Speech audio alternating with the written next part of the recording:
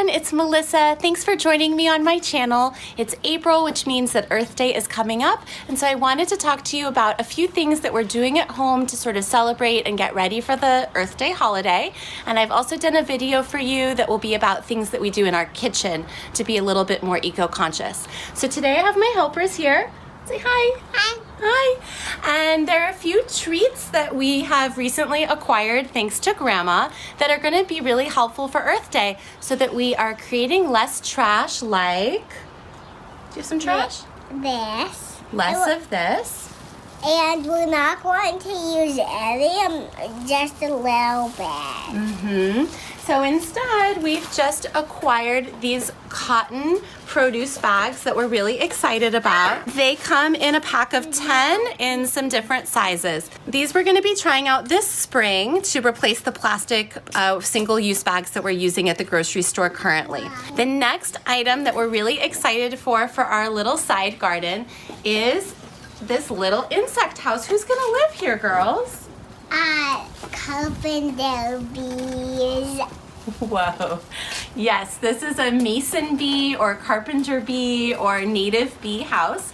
So it's to lure bees that aren't honeybees, that are very good pollinators. What are they going to do to this? They're going to suck the nectar out, and you know that if they go deep down, they will never get stuck. They just wiggle their tussie.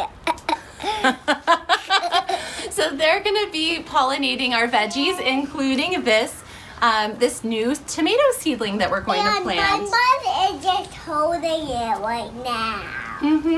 So the last thing to share with you that is a new acquisition is a second bird feeder. Since we look out on our little side garden here, we've had great success with a certain type of bird that loves to eat these seeds. And so we wanted to hang a second feeder up right outside our kitchen window so that we could see them all the time.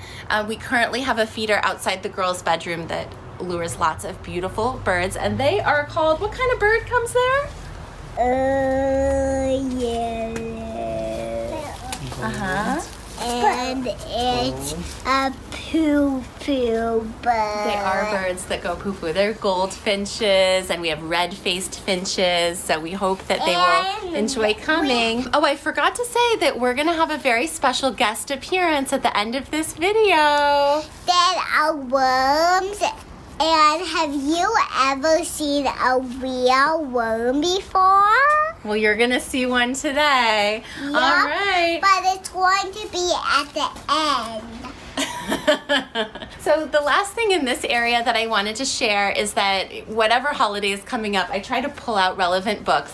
I have a lot of books over here in our book basket that I've pulled off the shelves and put all together, including 2 books about worms. And I will list all of the titles to all of these books down below, as well as the information on these items. We have The Reason for a Flower by Ruth Heller, which is a great book about pollination and seeds and growing things. It has gorgeous illustrations. Miss Rumphius is a very famous title. Plant Pet we found at the thrift store, and it's a beautiful story about caring for plants.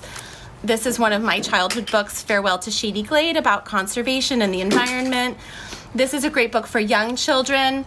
So I will have all that information for you, but it's a nice idea if you already have books about nature and the earth and conservation that you can gather them all in a place, you know, around the time of the holiday so your kids are thinking of it.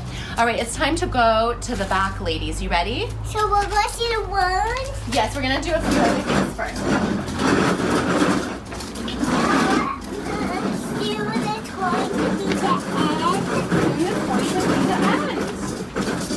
Okay. Oh, our little shopper is coming.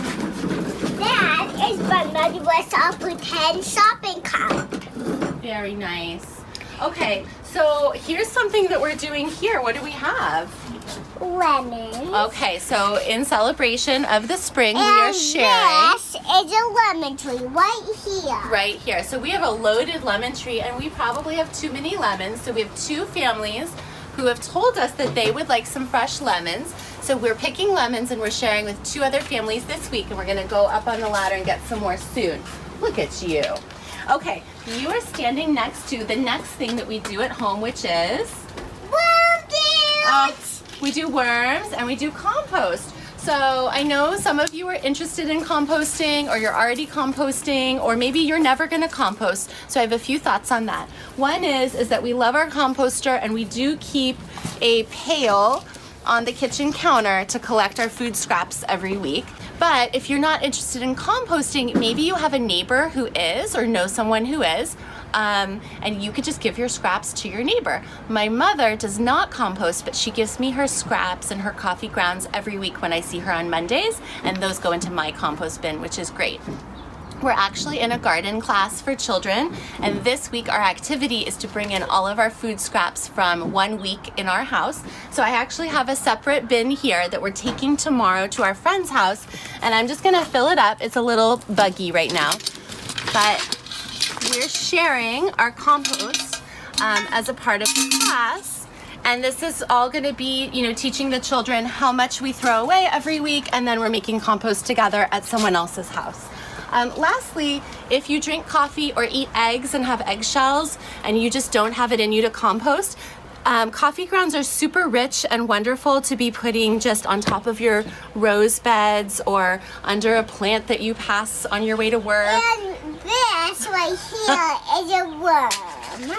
So both coffee grounds and eggshells don't need to be broken down and composted, and you can totally just use those things, throw them out in the garden or on some dirt, and you will be eliminating some trash from the landfill and putting it to good use. Lastly, my daughter received this big one, got a worm bin for her 4th birthday, and they've been working. There they are. Oh, they don't like the light so much, so let's be gentle with them. Here, they've been at work for maybe not quite 3 months. This is what they look like. Yeah, gentle. Oh, see, they like to get down away from the sun. And a lot, I think, at the bottom. Yeah, I think there's a lot at the bottom. So they have made, what did you put in here to start? They've made paper, shredded paper, and coffee grounds, and berry tops, and vegetable peelings. They've made it into pretty black soil. And this gift for you, Lacey, this gift only cost about $20. It was $25 for the worms, $20, and $5 for the bin. So you don't need a lot of money, and this lives in the garage, right? So when it's done, it's going to be really concentrated compost for the garden and for the tomatoes. Do you love them? Yes. What do you like about them? Even in my hand, they still don't like the sun. No, they don't like the sun. So we keep them safe in their bin. Maybe. Oh, it's okay. Step back. You can pick it up gently. So can I tell them more? No. So these ideas are all doable for our family, and they're all suggestions that I wanted to make for you in case you wanted to do something to make Earth Day special for your family this year.